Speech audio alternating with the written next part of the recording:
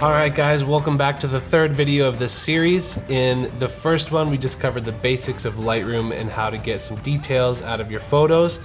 In the second video, we covered fixing your photos, so taking out any of the blemishes and things that you might not want to see in your photos using the spot healing brush tool, the clone stamp, and the patch tool. These are all really cool tools that you can use to get rid of stuff really easy. And again, if you don't have Photoshop or Lightroom on your computer, these are apps you can download on your mobile device, and you can do this all on mobile. It's really great. So in this third video, we are going to be talking about highlighting your subject or bringing attention to your subject. In our case, we are working with the car, and we're going to do this through a few ways. We're going to use dodging and burning in Photoshop, which means kind of drawing in some highlights and taking away some light from other areas. And then when we're going to go back into Lightroom, I'll show you some tools you can use in there as well, using radial filters and graduated filters. And there's also a brush in there you can use that's similar to dodging and burning in Photoshop. I just find Photoshop dodging and burning is just clean, beautiful. So I'll show you how to use all these tools. So let's dive right in.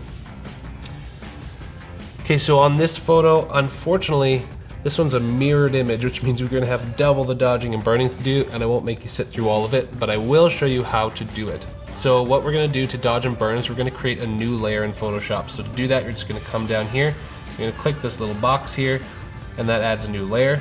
We do not need to. And I'm just going to call this D and B for dodge and burn.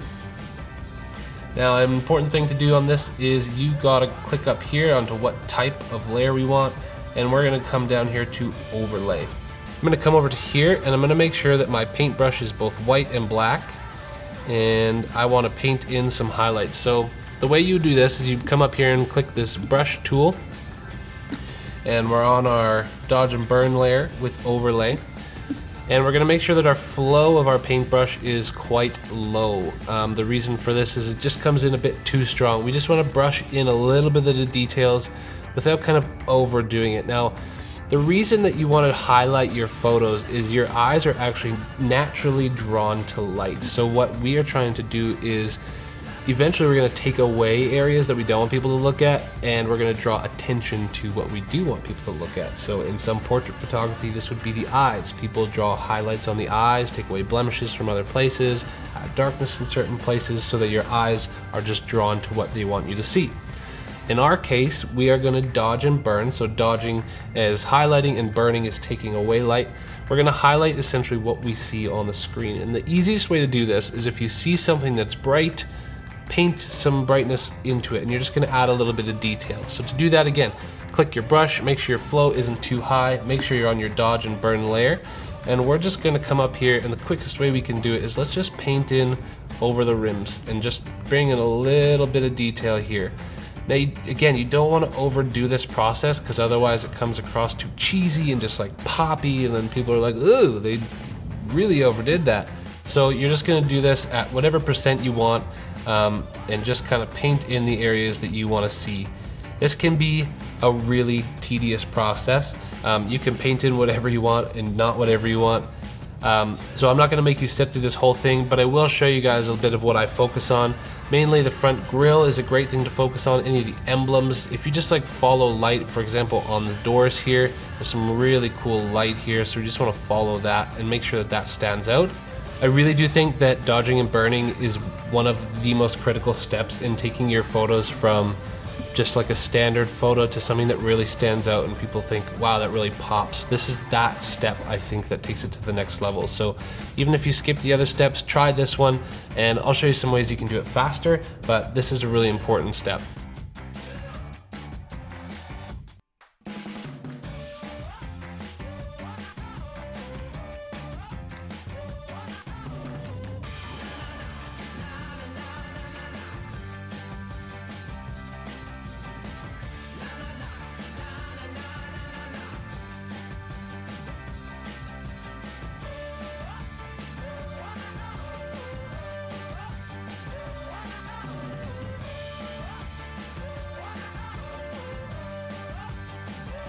So we've done some basic dodging. Now I'm going to show you some of the areas that I would do some burning, and again, you're just kind of looking for those dark areas just to add some contrast to the image. You really don't want to do too much when it comes to burning. It's really easy to notice when you do too much burning. So the way you're going to do this is you're going to come over here, to your paint swatches and just swap that to black. Again, make sure you're on your dodge and burn layer with overlay, and bring your flow typically down to 1 because it doesn't take too much to see that it's reducing the lightness in the image. So as you can see up here, I'm just going to try and follow some of these dark areas just to add contrast where there already is contrast. There's already natural lines on this car, so you're just trying to follow and make those natural lines kind of stick out and pop and bring out those details.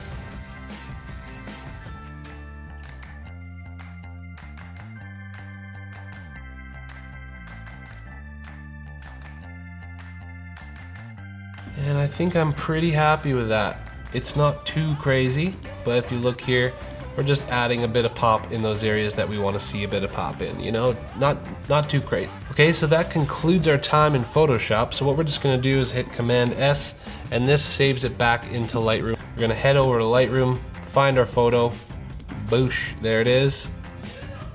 Okay, so now we are going to talk about graduated filters.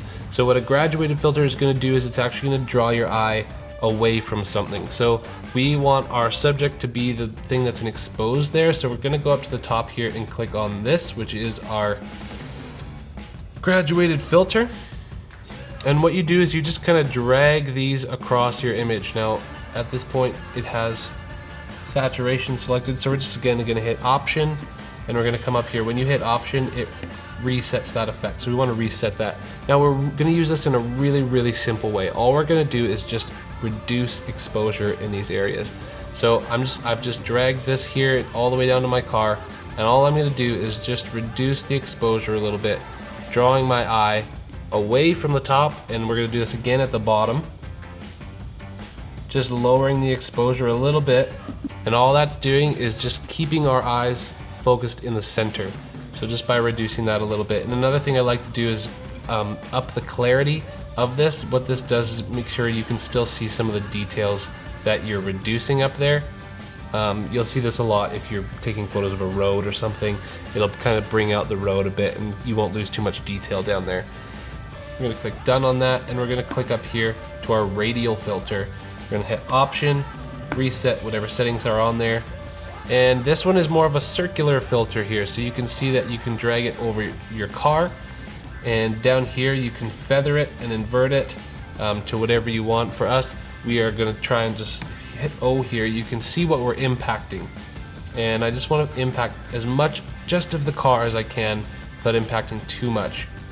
So again, your eye is drawn to light, so what I want to do here is very subtly show you what I want you to look at. And so what I'm going to do here is I'm just going to up the exposure just a little bit, just enough that it kind of helps the image stand out. And I'm going to draw one more down here just to do a little bit of the same with the reflection. Not too crazy again, but that way we're just drawing our eye a little bit more to that light. One thing you can do with this is if you're not getting enough detail out of your cars, you can up the shadows in this part, but if you up the shadows, it starts to look a little bit washed out. So if you up the shadows, be really conscious of that, and you can add contrast back in. But for now, we are going to just keep it basic with exposure. Okay, so that is the radial filter and the graduated filter, and then over here you can also use the brush tool, and you can paint light in again just like you were dodging and burning. They give you a whole bunch of options up here. Dodge, burn, cooler temperatures, skin smoothing. They've got a lot of options. Teeth whitening, iris enhance, help those eyes pop, you know, whatever. So there's all kinds of things you can just paint in. So these are the tools I use over and over again on all of my photos to draw your attention to your subject. It shouldn't be too much. You really want to keep it subtle, because if it's too obvious, people know and they don't like it. So, you know, ultimately it's up to you though. If you like the photo and you like the way it's popping and you like the colors, then get it. Stoked for you. But this is the way I do it. I try and keep it subtle, draw the eye to the subject. Now, you'll notice, I don't know if you guys follow a lot of car people or not on Instagram or YouTube, but you will notice in a lot of their photos, if they're done well, that they do kind of drag some exposure away from those highlights in the road. If you watch for it, and you'll see it on my photos for sure. Okay guys, so there are some tools that I use to draw attention to my subject. If you guys like this video, if you learned something, let me know in the comments below if you liked something. If I missed something, if you have any other ideas on how we can draw attention to your subject, whether that be cars, cats, people, whatever you like to take photos of. Please let me know. Help us out in the comments below.